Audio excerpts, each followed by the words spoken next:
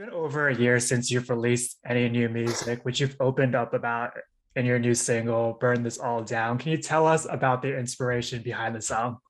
Yeah, the inspiration behind the song is I kind of during the pandemic, post American Idol, I sort of really kind of lost myself for a while, and I felt like my relationship with songwriting I hadn't written in.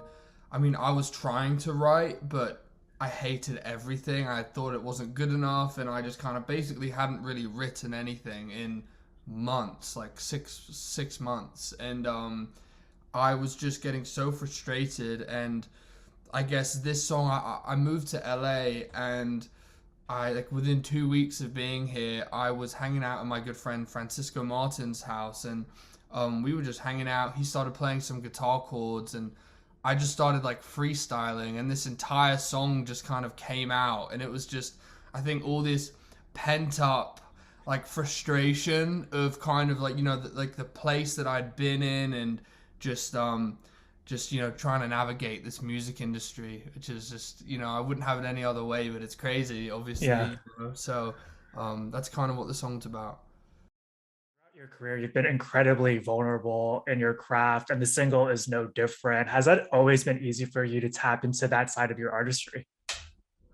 um I think I love that question. I think it has always been it has always been kind of more easy for me. I mean, I feel like I kind of like wearing my heart on my sleeve a bit more. I feel like it's easier for me to be very open about things.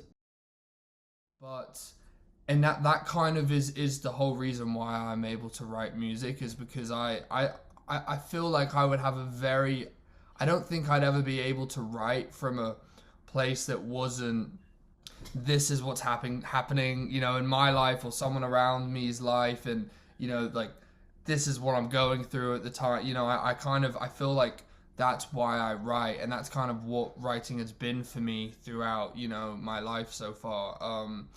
But I think the vulnerable side of things, constantly being vulnerable, like with telling my story, and then like being open about mental health and stuff, that can also be, that's why I said like a bit of a double-edged sword, because that could also be emotionally draining at the same time. So it's kind of like an interesting thing, just trying to kind of see where the best place to kind of stay is. So The single finds you collaborating with Idol alumni Wyatt Pike and Francisco Martin, and the three of you have formed this kind of brotherhood. How have you yeah. all been able to challenge each other as artists? Well, I think like just being in the room. I mean, like, as I said, like Francisco and I, we were just like, we weren't even supposed to be writing that night. We were just hanging out, having a couple beers, like, and then and then this whole thing came out, and I think writing with him has been so much fun, because we've been through so much together through the ups and downs of Idol, and I think he just kind of understood the place that I was at emotionally. Like, we all kind of go through this, what we call like this post-idol depression, where it's the come down from the craziness of being on national television every week. And so that's kind of I mean, working together. I mean, Wyatt is the most insane guitar player I've ever seen. He just picks up anything and just makes it, like, he's like a guitar genius. And like, just seeing each way that we kind of brought, Wyatt wrote all the guitar parts on Burn This All Down. um and Francisco and I co-wrote the song together, and Wyatt helped in the bridge, and it was just seeing what we all individually kind of added to make this was really, really cool, because the song wouldn't have been what it is without Francisco's production ideas, and then Wyatt's guitar, and then like it's just, yeah, it was really special to be able to collaborate with with your such great friends. So Yeah, you're also dropping a really cinematic music video for this. How did you come up with the concept behind the music video? so I'm working with, I was working with my like director, Danny Gavert, who's like I made my first ever music video with when I was like a sophomore in high school, and he was just getting into film.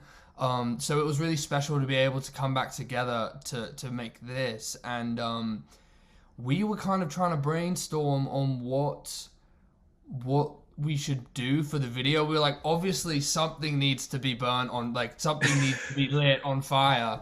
But how do we do that without permits? How do we do that and not make it like 100 grand video shoot? Because we like and we like found he just found like a friend of his had this like what like this vineyard that had like an open field, and we were like, okay, maybe we can go there. We can kind of use that as like a safety ground where we don't have to, like where we can have a controlled environment if we put like light something on fire. And I just kind of thought like, what if we did a piano as kind of a metaphor, as it was where a lot of my kind of everything that I'd been going through. I mean, I didn't know if it was too cheesy or not, but it was kind of everything that I've been going through was about by my struggle with with myself, and then struggling with music and trying to navigate this industry. I thought kind of we should light it on fire, and then it'd be kind of cool because you know it's like also the thing kind of like keeping me warm through the cold, kind of thing, which is that's what music has always been for me. Is it's like helped me through, So I thought there was a kind of a couple like cool little metaphors in that. So that's kind of probably rambling, but that's kind of it. No, it's a beautiful music video. A couple of years ago, you were delivering pizzas, and now Oh. you've racked up millions of streams worldwide. What has it meant to you to know that your music is connecting with audiences around the world? And has anything surprised you about this journey thus far? Um, it's it really is so like it's weird to think about that. Like I mean I'm still such good friends with like my like boss like from the pizza shop. It's funny like we like I stop in and chat whenever I'm home. Um, but yeah, I mean I would never expect that I'm in the last 2 years. I was talking to my dad about this. Like things have moved really quickly. It's like Idol came around, that was insane, and then I've been putting out music and trying to just keep working on my craft and my career, and now I'm here in LA, and I think things have been very stationary for like the last year. Kind of coming out of the pandemic, I had left like my old management, and it was just kind of I was just out here just trying to hustle, trying to make things happen. And I finally feel like things are starting to kind of kick off, which is so exciting and kind of so validating that I'm out here for a reason, and it kind of it's a and the like the fact that people have been streaming it, and I mean it really does mean so much. I mean Change and all the other songs, and I'm excited to kind of show everyone this next chapter, because this is such a different chapter, like this next EP, and there might be two EPs, but yeah, I mean it kind of is the most artistic my music has ever been creatively, and it kind of feels like a mini album. Like it kind of feels like an album, but it's like a 6 song EP. Mhm. So I'm so excited to kind of bring along my current supporters who have supported me for years through the pandemic, which is like that's a big help during the pandemic. You know what I mean? So it's like that, and then to continue to grow, and with this next kind of this next batch of songs, I'm really excited for. How would you say this new upcoming EP differentiates itself from your debut? Um, I think I mean my debut. I was an 18-year-old coming off like coming out of high school straight away, trying to navigate that world of all my friends just went off to college. I'm at home. I'm at home, but like living in my parents' basement, like working on this, like writing and music, and now I'm here, and I think it's just as I said earlier, like as I said before, it's kind of it's the most it feels like what's the most truest to me at the moment, and I really feel like, I've been pushing boundaries, experimenting in different production with different like production elements while also trying to keep the music, very organic. Because I'm a big fan of like, I write on the piano, I write on the guitar. Like I just kind of I really love keeping the the core of the song organic, because then I think it kind of I hope that it adds like an element of like timelessness is the goal, that I hope to write music that people are going to be listening to in 20 years. Of all the music that you've released and are set to release, if you had to pick one of your songs that best encompasses who you are as an artist, which would it be and why? I kind of don't want to say change, but I kind of want to say change. I like don't want to, because I'm like, that was part of the reason why I didn't write for 6 months, was because I was kind of in my head. I was like, every single song has to be this massive emotional release that change was, and like that kind of set, like weirdly mentally kind of set the bar of Yeah. like what my songs need to be. And like I realized like that just like is not healthy, and like that's just not how songwriting is. You're always going to write songs, and some will have different levels of meaning to you, and that's totally fine. But I think I've got to say change, because I'm always going to be vulnerable in my music, and like that's all I really know how to do and how to be. So and I think I'm always going to be advocating for mental health awareness, as Yeah.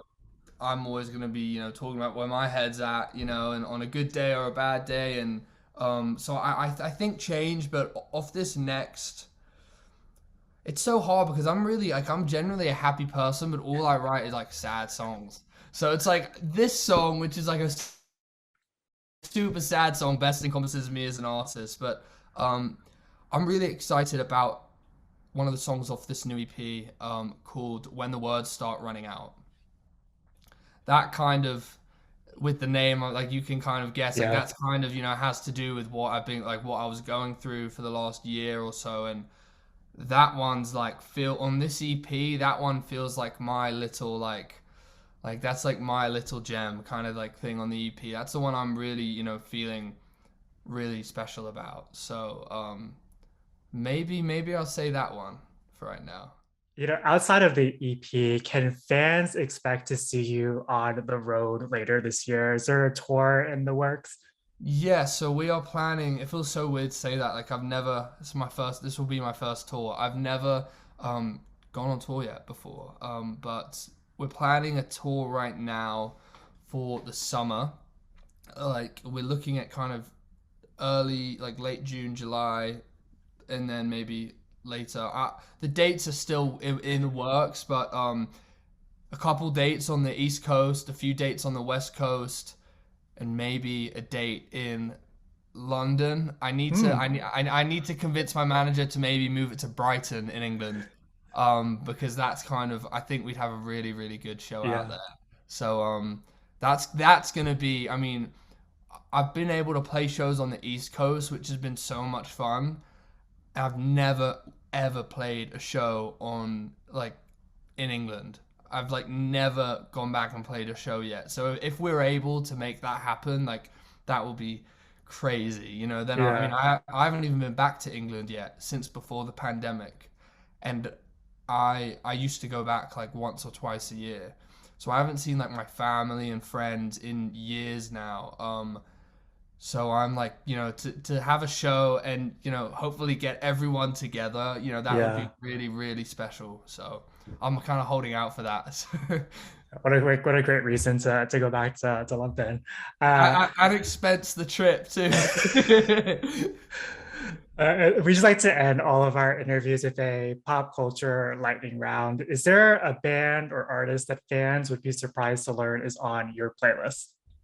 Um, I feel like I'm very like I talk about him a lot, but off the top of my head, like Sam Fender. I mean, because I'm more of a pop artist. Hmm. But Sam Fender has been my biggest. I I can't. I've listened to his album on repeat for the last 6 months every single day. Like my girlfriend doesn't allow, like she doesn't, like she's so sick of it. She's like, please don't put it on in the car. Like I literally, it's all I listen to is like Sam Fender, honestly. Like I'm such a big fan of his, and he's inspired so much of my music, um, which I don't know if people would necessarily be able to like know, because he's very kind of Springsteen-y, alternative kind of pop rock.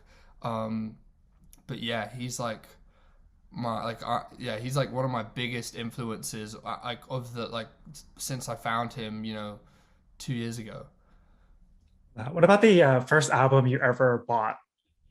First album I ever bought. That's a funny one because I back in the day I was a kid because when we had CDs, but Yeah. I would say one of the first albums I remember, it was probably either I Bet You Look Good on the Dance Floor. I don't know if that was the name of the album, by the Arctic Monkeys, or the one album I really remember having as a kid, like went around with it everywhere, was the Green Day album, American Idiot. I don't know if Mm, that was the name of it, but it had the grenade on it.